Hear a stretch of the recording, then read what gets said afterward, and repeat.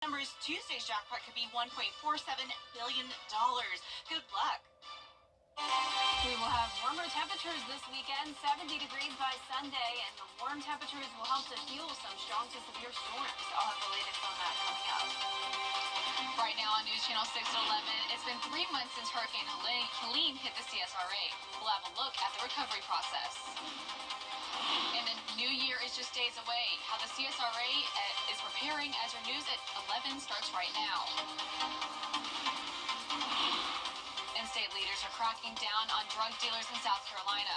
Details on the proposed drug-induced homicide bill as your news at 11 starts now. Live from Television Park, this is WJBF News Channel 6 at 11.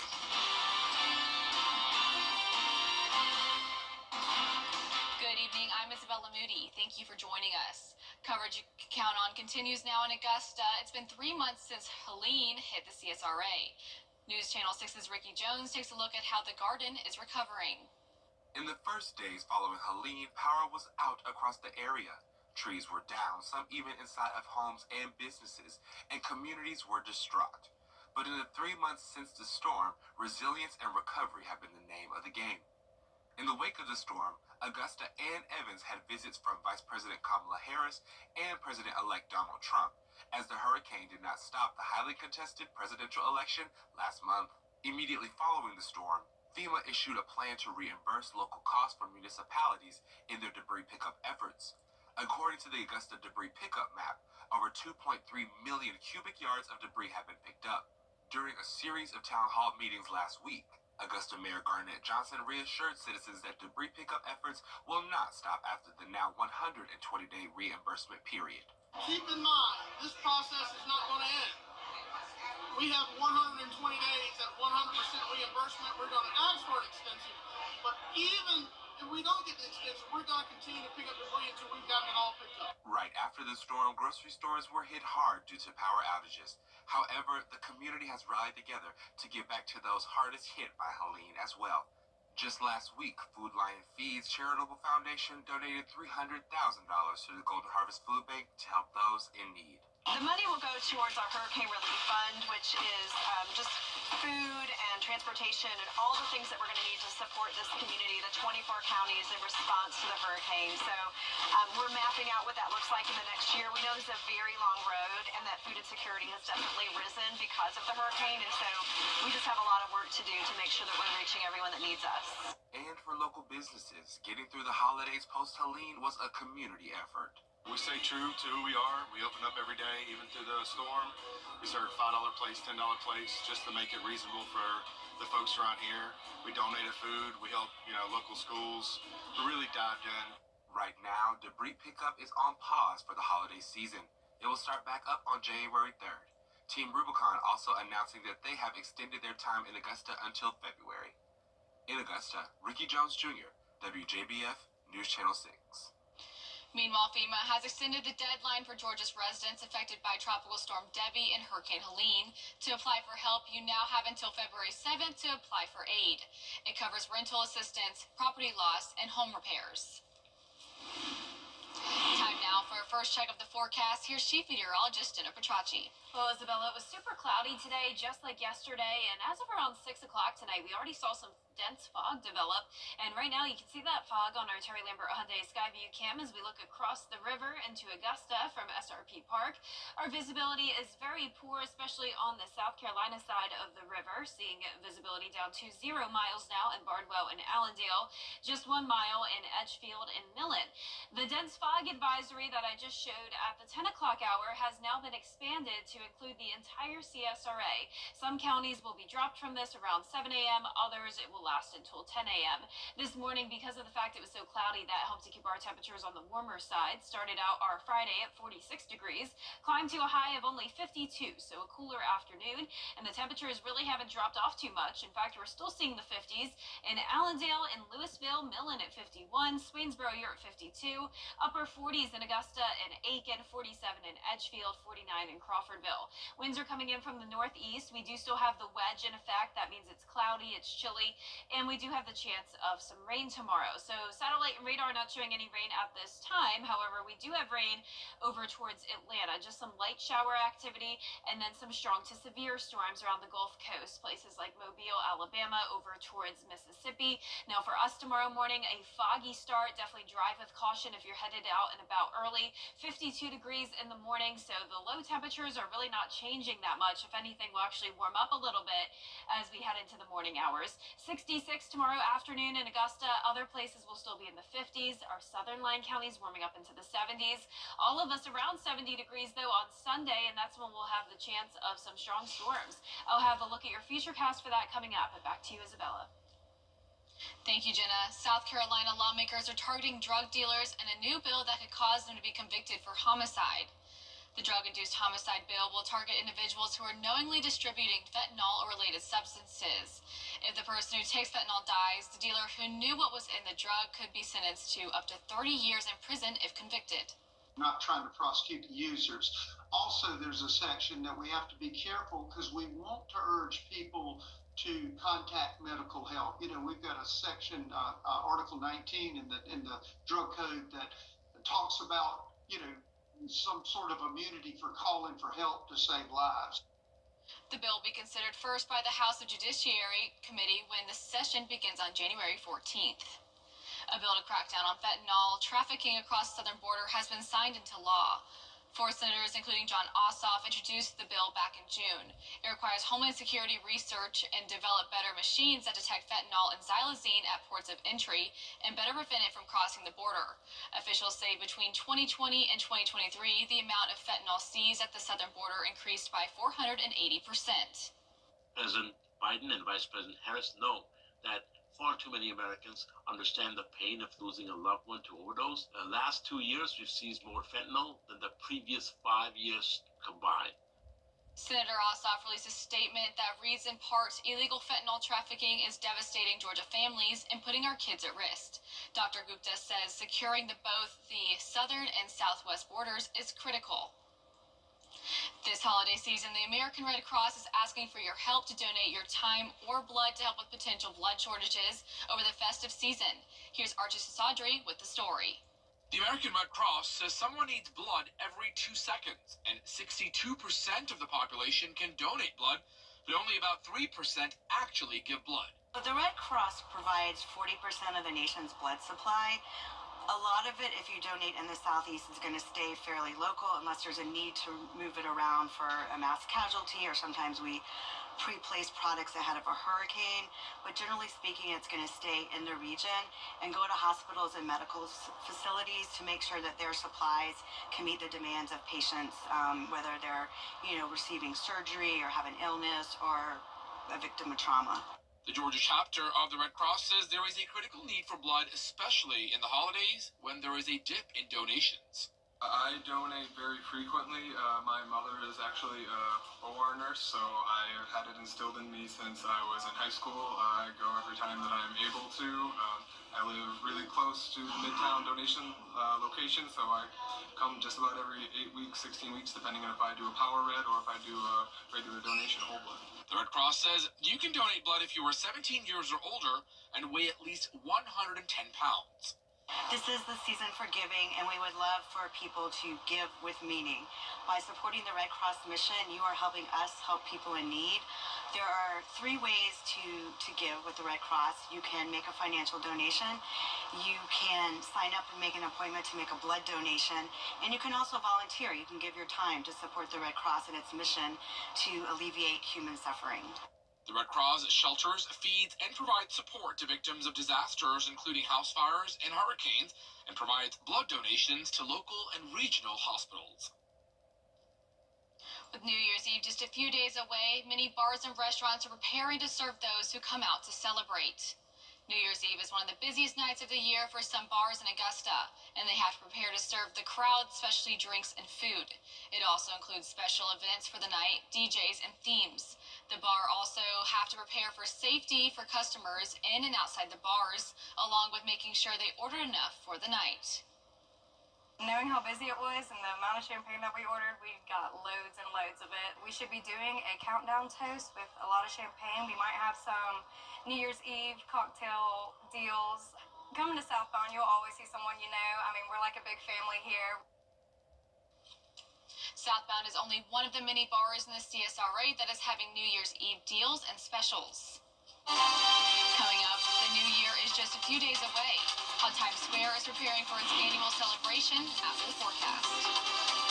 And we're warming up this weekend into the mid-60s and even 70 degrees by Sunday. Showers in the forecast tomorrow and then strong storms by Sunday. I'll have your full Viper 6 forecast when we return. Coogee Chagalia. Self-determination.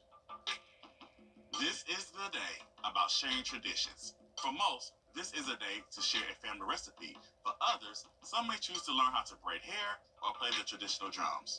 Kwanzaa, a time for heritage, family, and community. Are you ready to rock? The Live Viper 6 Skyview Network, sponsored by Terry Lambert Hyundai. Now, your most accurate forecast with WJBF Live Viper 6. Welcome back and happy Friday. If you're headed out early tomorrow morning, you need to drive with caution. As you can see here, we already have some very foggy conditions settling in. This is our Terry Lambert Hyundai Skyview cam from the Momentum Center in Aiken, sitting at 48 degrees, visibility down to 2 miles, and the visibility could be as low as 0 miles tomorrow morning. East wind to 5 miles per hour, temperatures in the upper 40s to low 50s, and it's pretty much going to stay that way throughout the duration of the night through our Saturday morning. So some clouds on our doorstep along with the fog in our eastern counties and scattered showers and storms from Asheville all the way down to Mobile and Gulfport. A severe thunderstorm warning around the Mobile, Alabama area now, all ahead of that cold front. Now behind it we have another low pressure system, and this one's going to be pretty strong. This is what we'll be paying very close attention to by Sunday. But in the meantime, tomorrow morning the main story is the fog.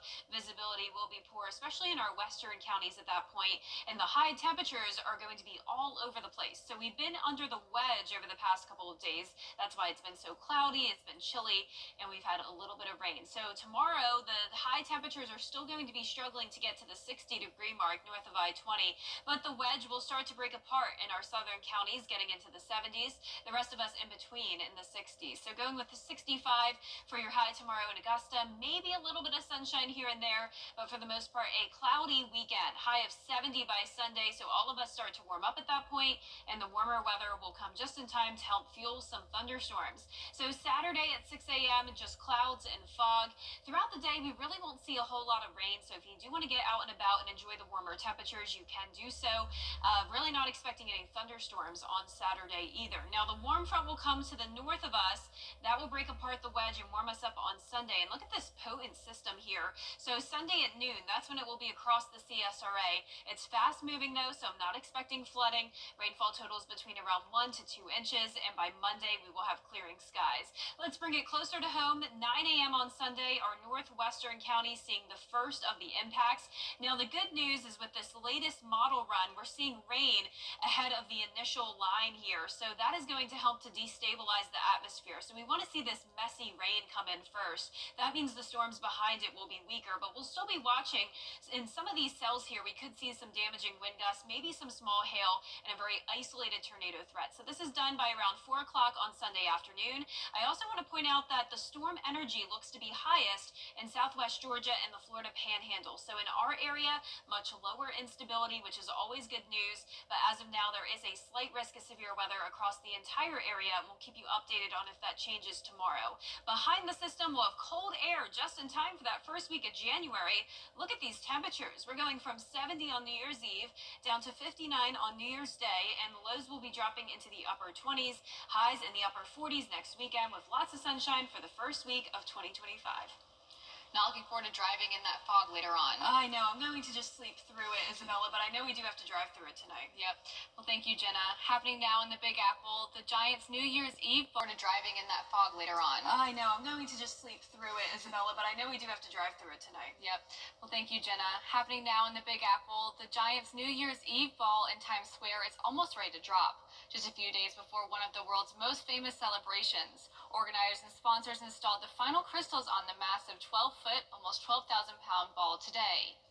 This ball behind me is 12 feet in diameter. It weighs nearly 6 tons. It has 2,688 crystal triangles and over 32,000 LEDs that create a kaleidoscope of colors that you see in the sky above Times Square. This year, every single crystal on the ball is replaced. About 1 million people are expected in Times Square Tuesday night. Still ahead, we're now hearing from the people that were on the plane that crashed in Kazakhstan. The details on the investigation when coverage you can count on continues. But first, the winning numbers for tonight's South Carolina lottery are pick 3, 790, and the pick 4 winning numbers are 6861, Fireball 4. Georgia Bulldogs preparing for its playoff game against Notre Dame. How the defense feels about going against the Irish after the break. January weather headlines on News Channel 6, brought to you by Hickson Roofing. The Live 5 for 6 mobile app. Download it today. Now, WJBF sports coverage you can count on.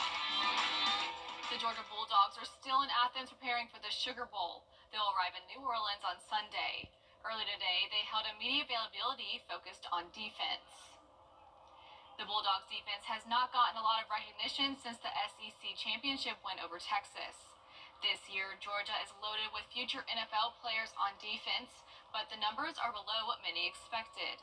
The Bulldogs finished 9th in total defense in the conference and only have a +1 turnover margin headed into the biggest game of the season. The Dogs are looking for more consistency out of its defense.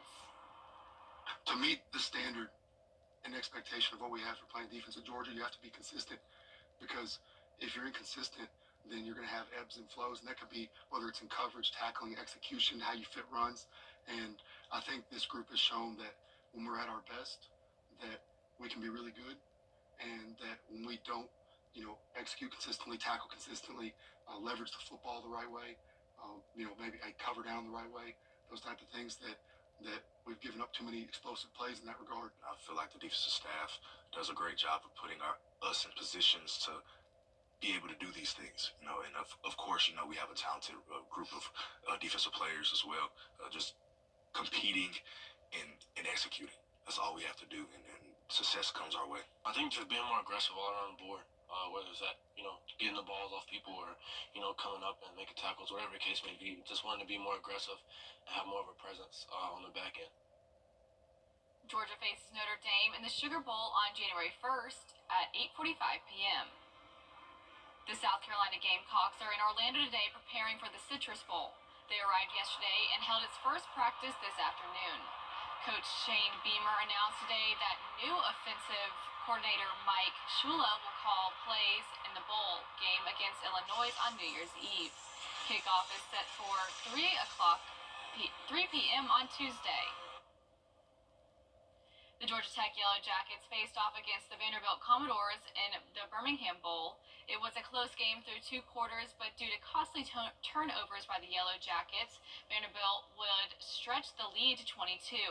The Yellow Jackets would fight their way back, but it would be a little too late as they fall 35-27. It's that time of year again. Happiness.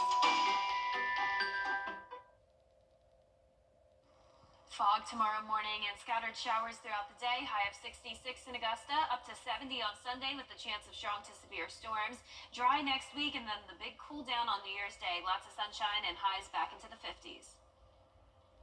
A local band made their way to Orlando to perform at the Pop-Tart Bowl. Take a look.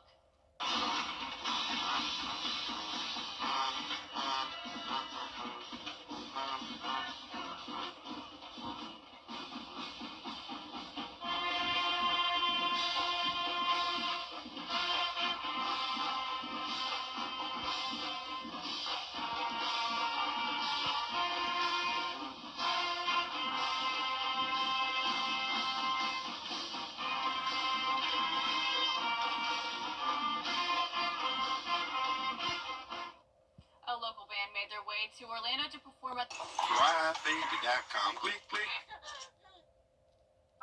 Everyone makes mistakes when it comes to buying furniture. It happens to the best of us.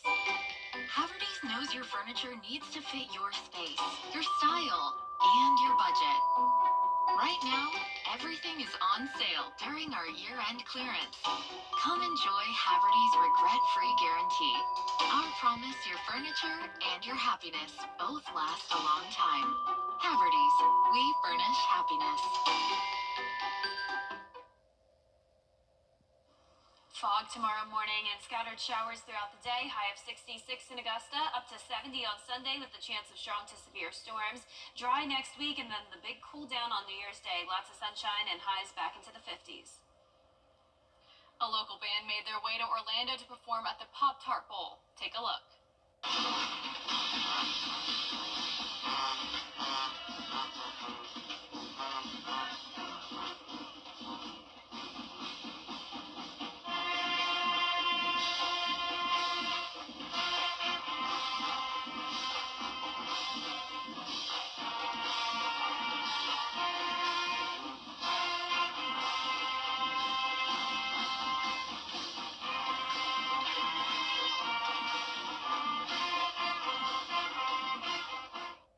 A local band made their way to Orlando to perform at the Pop-Tart Bowl. You're looking at the Red Pride Band of Lincoln County as they parade the streets of Universal Studios. They received a 2-day pass for the Universal Studios and the Island of Adventures. The band will perform at tomorrow's game between the Miami Hurricanes and the Iowa State Cyclones at 3:30 right here on News Channel 6. That's our report for now. Thanks for watching, and be sure to download our mobile app for breaking news and our weather and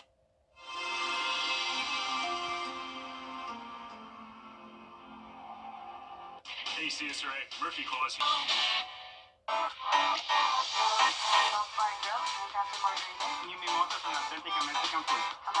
Tub Doctor, family owned and operated in Augusta for over 30 years. Come see us at Christian Brothers Automotive and experience the nice difference. You need a new roof, siding, or windows? RCF Roofing.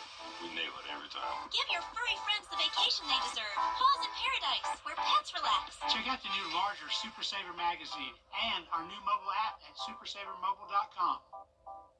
Looking to end the year strong?